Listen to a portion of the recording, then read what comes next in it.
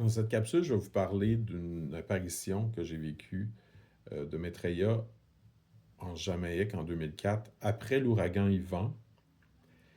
On avait décidé de faire les touristes, un ami et moi, et d'aller dans les Blue Mountains, mais on n'a pas réussi à se trouver d'hôtel. Fait qu'après une nuit blanche, avec les routes toutes brisées par Ivan, on est revenu en ville, faisait chaud, fatigué, et il y a un gars qui dit Hey, my friend! Puis ça faisait quelques mois que je vivais en Jamaïque. Et j'étais un peu plus impatient quand on me traitait comme un touriste comme ça, là. Hey, my friend. Fait que j'ai juste dit, I'm not your fucking friend. Et il a sifflé, comme trois quatre gars sont arrivés avec des machettes. Mon ami, qui est un Américain du Bible Belt, là, qui avait fait l'armée, il sort une espèce de bâton rétractable militaire. Là, je suis comme, what the fuck? En une fraction de seconde, juste parce que j'ai été bite. Il y a comme un militaire, puis trois quatre gars, peut-être 5 avec des machettes qui s'en viennent sur nous. Et donc, j'ai spontanément prié. Et j'ai demandé à Maitreya, ça c'est une statue de l'an 606, si je me souviens bien, un trésor national du Japon, le Bouddha Maitreya, qui est considéré comme le Bouddha du futur. Euh, et moi, au travers de Benjamin Crème, finalement, j'ai développé un langage qui fait que j'appelle le Christ Maitreya. Et quand je prie, je dis Maitreya. Ça, c'est chaque religion, chaque tradition, sa nomenclature. C'est un peu un détail théorique. Mais bon, je prie à Maitreya et deux policiers sortent de nulle part. Il y a même une femme qui a dit, j'ai entendu une voix dire, ils sortent d'où eux autres, c'est comme en anglais, là, en patois jamaïcain. Et ils nous escortent à sens inverse. Et il y a un des deux qui nous regarde avec un sourire super calme, un petit sourire un peu comme le sourire de la statue du Bouddha d'ailleurs. Petit sourire très... Et le feeling en le regardant, c'est qu'il est collé sur le réel. Je me souviens comme lui faire un sourire et être vraiment content puis se sentir comme Maitreya m'a sauvé la vie.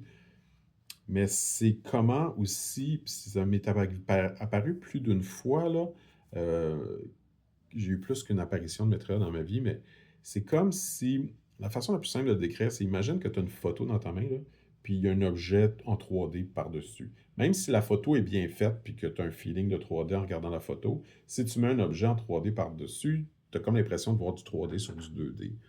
Un peu de la même façon, notre réel est fait en 3D, 4D si tu veux considérer le temps. Mais bon, grosso modo, visuellement, on a un univers en 3D.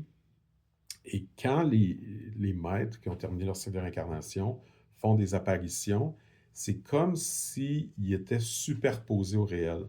Mais pas comme s'ils ont l'air fake dans le réel. C'est plus comme si le réel a l'air fake.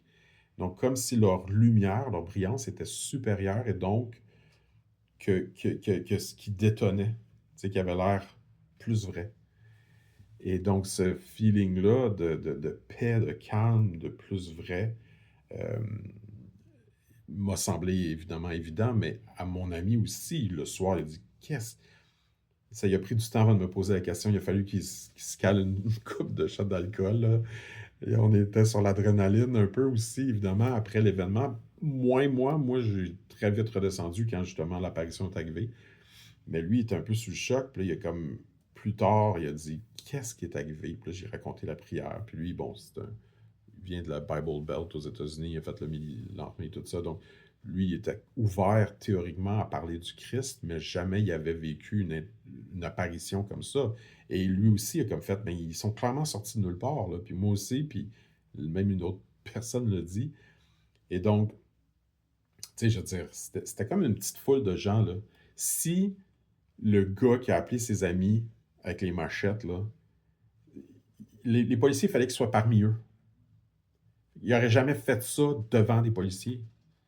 Mais bon, peu importe. C'est dur à démontrer des expériences spirituelles. Je peux pas vous faire une espèce de démonstration laboratoire scientifique. C'est un témoignage. C'est tout. Mais voilà. Donc, ça a été quelque chose d'extrêmement puissant. Et ça, j'en ai eu beaucoup. Pas tant que ça, là, pas comme une... J'en ai eu une couple de très marquantes. Mais je veux m'en tenir à celle-ci parce que l'espèce de combinaison d'être dans un autre pays après l'ouragan face à du monde qui veut me tuer avec une machette, avec un militaire qui sort un bâton télescopique, avec des policiers qui apparaissent de nulle part, c'était très dramatique. Et peut-être, au travers de cette espèce de mise en scène très forte que les maîtres ont fait, ben, je dis une mise en scène, c'est comme la vie qui a fait une mise en scène, hein, c'est la vie, c'est un événement de la vie. Euh, mais leur façon aux maîtres de contribuer à cet événement-là euh, peut peut-être vous parler de certaines expériences. Tu sais, il y a quand même, selon des études scientifiques, plus entre 20 et 30% selon les différentes études, de gens qui disent avoir vécu des formes d'intervention. Tu sais, que ce soit sur le bord d'avoir un accident ou etc. Tu sais, il y a toujours différentes façons de le faire. Étant donné mon parcours, c'était peut-être un peu plus dramatique que d'autres, mais grosso modo, c'est de la même nature. Et donc, je pense vraiment pas que je suis le seul. Tu sais, si c'est vrai que c'est entre 20 et 30%, c'est plus qu'une personne sur cinq qui a vécu des affaires similaires.